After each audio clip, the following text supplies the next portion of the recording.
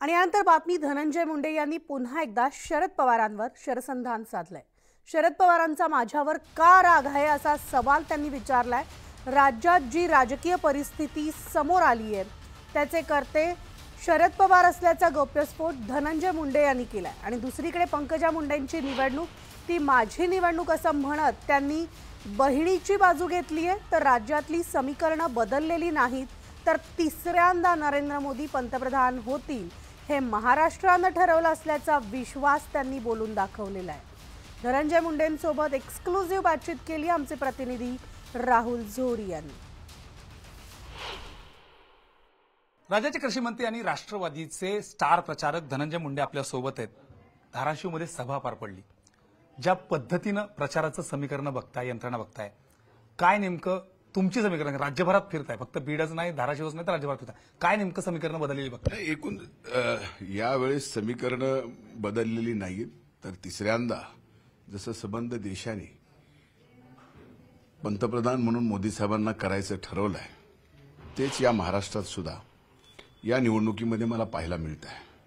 त्यामुळे महायुतीला या महाराष्ट्रात अभूतपूर्व यश येणाऱ्या लोकसभेच्या निवडणुकीमध्ये मिळणार आहे आणि आपण 4 तारखेला निकालाच्या दिवशी पाहाल सुद्धा। घरचं कोण, बाहेरचं कोण, आपलं कोण, परक कोण, हे सगळं जे होतंय असं कधी बघितलंय साहेबांना? इतक्या जवळ तुम्ही काम केलं? नाही, एक लक्षात घ्या की त्यांनी कसं काम करावं, निवडणूक कशी लढावी, त्यांच्या एवढा प्रदीर्घ अनुभव या राज्यामध्ये तरी कुणाला नाही आहे।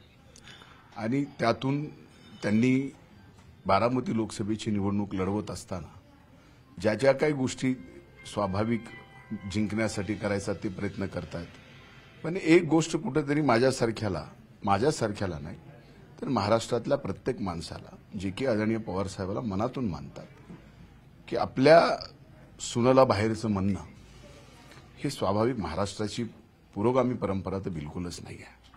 आणि ती हे विसरून की वडगाव निंबाळकर नावाचं एक गाव जे की बारामती तालुक्यातच आहे, तिथले बाजीराव पाटील हे 13ला दत्तक आले, त्यांच्याच कन्या सुनेत्राताई आणि म्हणजे त्या बारामतीच्याच कन्या झाल्या, फक्त त्यांचा जन्म मराठवाड्याचा आणि सुनेला परक म्हणणं हे काही महाराष्ट्राच्या जनसामान्य माणसाला, जे की पुरोगामी विचारधाराने पवार साहेबांनाच मानणारे आहेत, त्यांना काही पटल्याला दिसलं नाही। हे मी सभेत बोललो, स्वाभाविक आहे त्याचा लोक विचार करतील येणाऱ्या निवडणुकीत। पंकजाताई आणि तुम्ही आता एकत्र लढताय, मधल्या काळात मतभेद होते, राजकारणात मतभेद होते, मनभेद कधी नव्हते, भाऊ बहिणीसाठी कायम उभा राहिला त्या काळात दिसला। आज ज्या पद्धतीनं तुम्ही दोघं लढताय, काही लोकांना हेही पटत नाहीये ज्या पद्धतीनं वक्तव्य होतंय? नाही, एक लक्षात घ्या की आम्ही एकमेकाच्या विरोधात लढलो, तो एक प्रारब्ध होता जे घडू नये ते घरात आमच्या घडलं, पण तो प्रारब्ध पूर्णपणाने संपला। मधल्या काळात भलेही आम्ही विचाराने वेगळे असलो तरी घरामध्ये आमचं काही मतभेद राहिले नव्हते आणि पुन्हा नियतीने महायुतीमध्ये राष्ट्रवादी काँग्रेस पक्ष गेल्यानंतर राजकीय दृष्ट्या सुद्धा आम्हाला एकत्र आणलं आणि आज स्वाभाविक आहे की माझ्या दृष्टीनं बीड लोकसभा मतदारसंघामध्ये महायुतीच्या उमेदवार म्हणून भारतीय जनता पार्टीच्या चिटणीस पंकजाताई गोपीनाथ मुंडे ह्या निवडणुकीला उभा असताना मी कुटुंबातला एक, माझे वडील गेल्यानंतर माझे वडील सर्वात मोठे, त्यामुळे आता मी घरात मोठा आहे, त्यामुळे माझ्या लहान बहिणीची निवडणुकी ती एक पालकत्व आहे। जिल्ह्याचा पालकमंत्री म्हणून माझ्यावरती जिम्मेदारी आहे।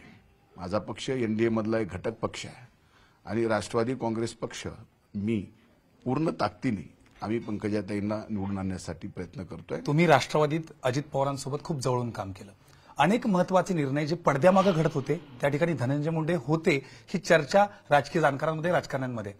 हा कुठेतरी राग मोठ्या पवारांना वाटत असावा, कारण आता पंतप्रधान नरेंद्र मोदीचा इंटरव्ह्यू झाला, अमित शहा बोलले, दादा वारंवार सभेत बोलतायत, ही सगळी गणितं, म्हणूनच महाविकास आघाडीत दुय्यम खातं मिळालं, इथं महायुतीत पटकन कृषी मंत्री मिळालं, ही सगळी गणितं तिथंच जुळतात असं वाटतंय? एक लक्षात घ्या, मला माहित नाही की मी एवढा मोठा कार्यकर्ता नाही की ज्या बाबतीमध्ये त्याचा राग माझ्यावरती धाडावा, की सर्व गोष्टीचे करते करवी ते स्वतः आदरणीय साहेब होते, त्यामुळे करत्या करवी त्यांनी माझ्यासारख्या एका सामान्य कार्यकर्त्यावर राग धरावा एवढा काही मी मोठा नाही आहे।